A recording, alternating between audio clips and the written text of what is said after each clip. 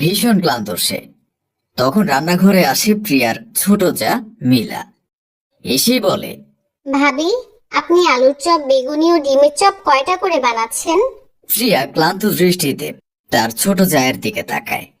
অতঃপর বলে, আলুর চপ ও বেগুনি 9টা করে বানাচ্ছি, আর ডিমের চপ 7টা বানাচ্ছি।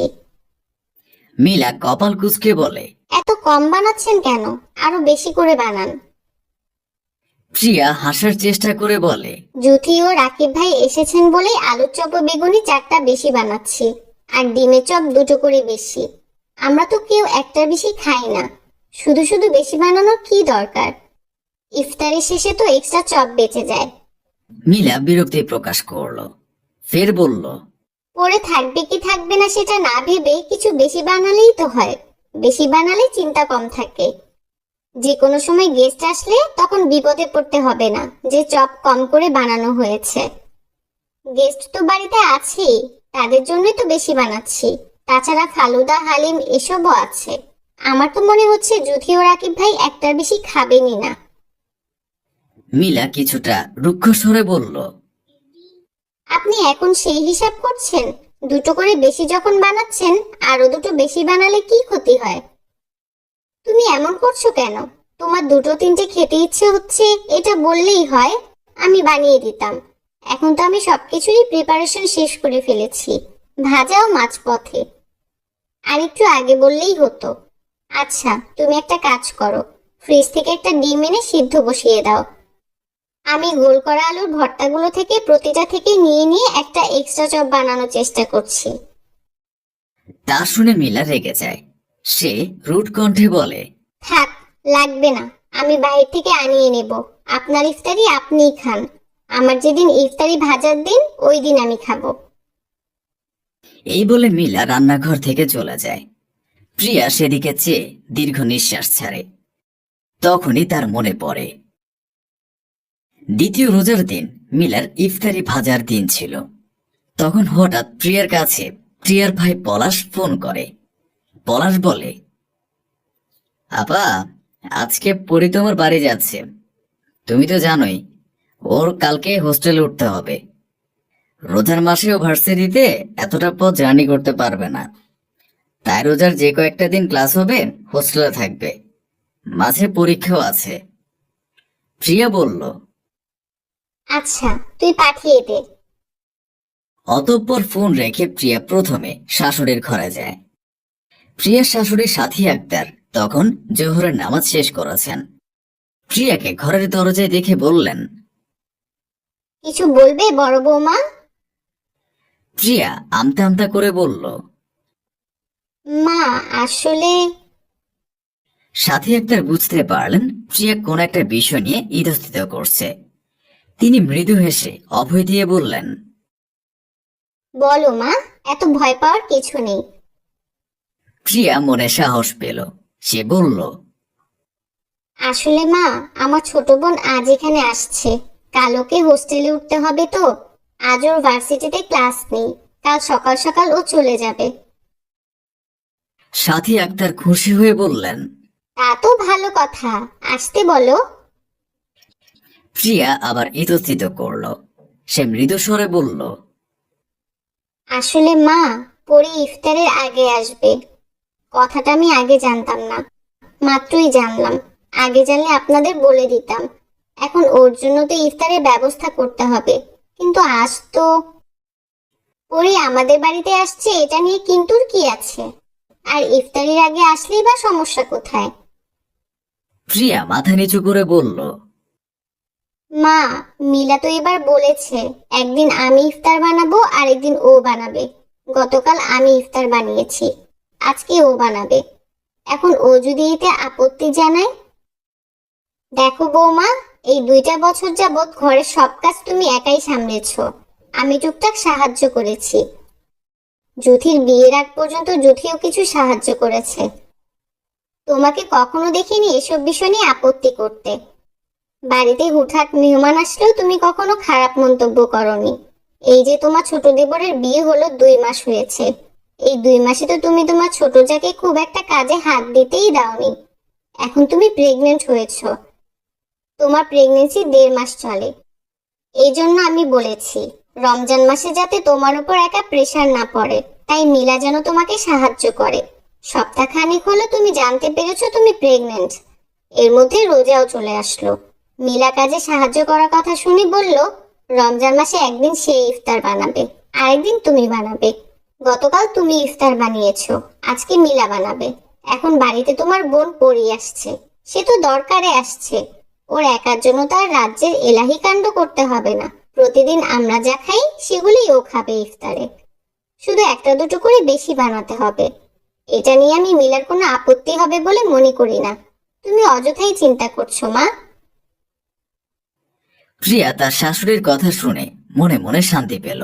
সে বলল, মা, তাহলে আপনি একটু মিলাকে বলে দিন, পরি এমনিতেও কম খায়, ওর জন্য দুটো করে বেশি বানাতে হবে না, একটা করে বেশি বানালেই হবে।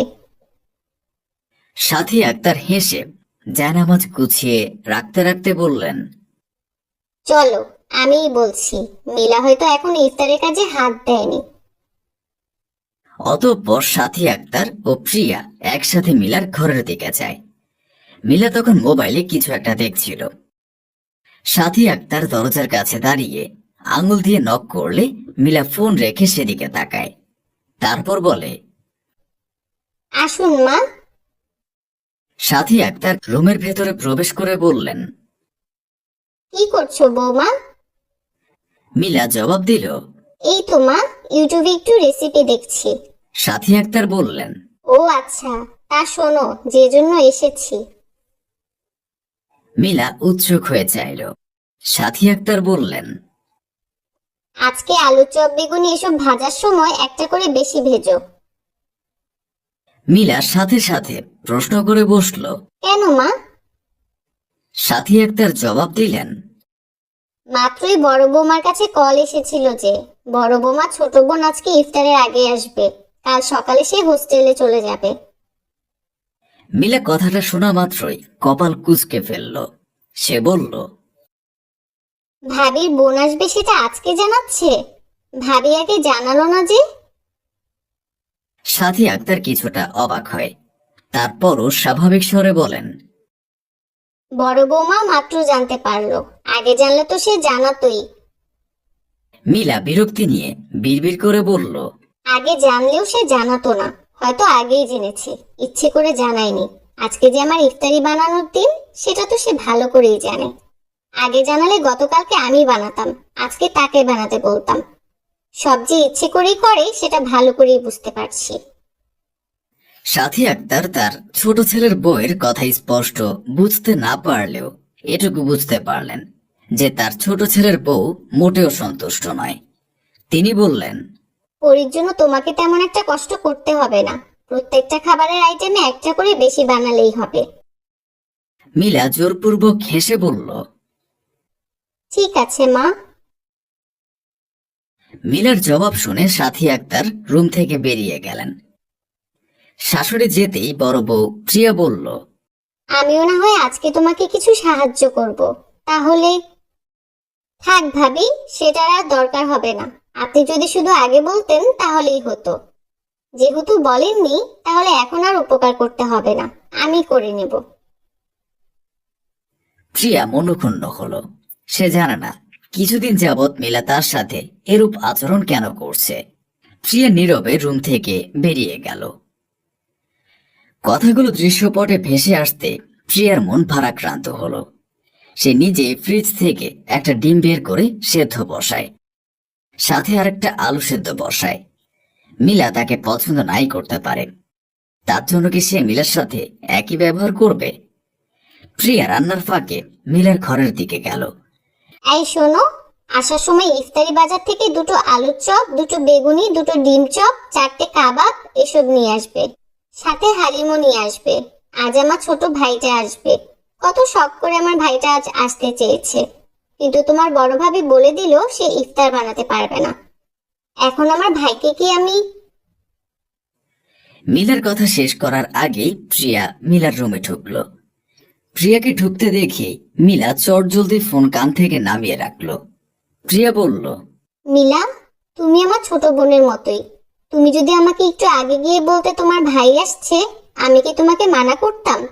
তাছাড়া তুমি যখন কিছুক্ষণ আগে গিয়ে বললে দু একটা চপ বেশি বানাতে, আমি তো তোমাকে মানা করিনি। তুমি তো দেখছিলেই ইফতারে আর বাকি আছে 1 ঘন্টার কিছু বেশি। আমার প্রায় সবকিছু গোছানো ছিল, তাই আমি কিছুটা আপত্তি জানিয়েছিলাম। তাছাড়া আমি তো জানতাম না যে তোমার ভাই আসবে। তুমি তো একটু আগেও বলনি, সবার জন্য ইফতার বানাতে পারলে তোমার ভাইয়ের জন্য কেন পারবো না? 2 মাসে তুমি আমাকে এই চিনলে? প্রিয়ার কথা শুনে মিলা আমতা আমতা করলো। প্রিয়া আবার বলল, তোমার ভাইয়ের ইফতার করা নিয়ে তুমি চিন্তা করো না, আমি সেগুলোও গুছিয়ে ফেলেছি। শাহিদ ভাইকে বলে দাও বাহির থেকে ইফতারি কিনে আনতে হবে না। এই বলে প্রিয়া চলে যেতে নিলে সেখানে সাথী আক্তার ও জুথি হাজির হয়। সাথী আক্তার মিলাকে বললেন, দেখো ছোট বৌমা, তোমরা দুজনেই এই বাড়ির বউ। তোমরা দুজনে যদি মিলেমিশে সংসার করো তাহলে দেখবে সব কাজই সহজ, কোনো কাজই কঠিন না।